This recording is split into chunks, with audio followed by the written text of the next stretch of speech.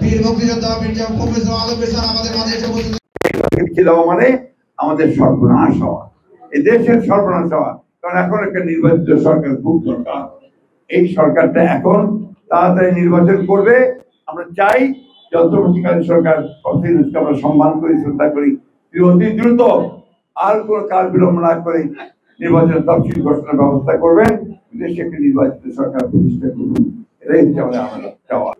আজকে সুপরিকল্পিত হবে একটি চক্র, একটি মহল, যারা 1971 সালে পাকিস্তান হানাদার বাহিনীর সঙ্গে যোগ সাজস করে এই দেশের মুক্তিযোদ্ধাদের হত্যা করেছিল, তার পরিবারদের হত্যা করেছিল, তাদের মেয়েদেরকে তুলে দিয়েছিল খান বাহিনীর হাতে।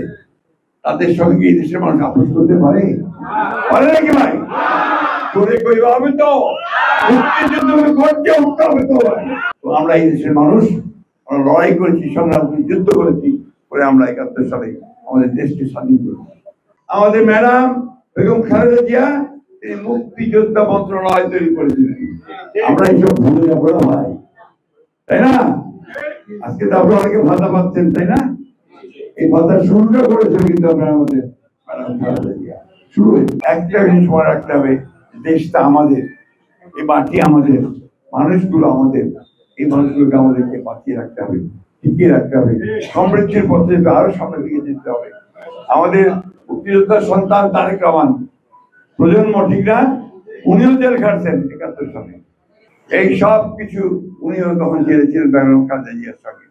1971 সালে পাক হানাদার বাহিনী তাদেরকে গ্রেফতার করে জেলে রেখেছিল ম্যাডাম খালেদা জিয়াকে, তার সঙ্গে তার 2 পুত্রকে, এই আজকে তারেক রহমান, ফখরুল রহমান। তাদের সকলের কাছে কিন্তু মুক্তিযুদ্ধটা আমাদের বুকের মধ্যে এটা একদম বেঁধে আছে, এটা বাইরে হওয়ার কোনো উপায় নেই, তাই না?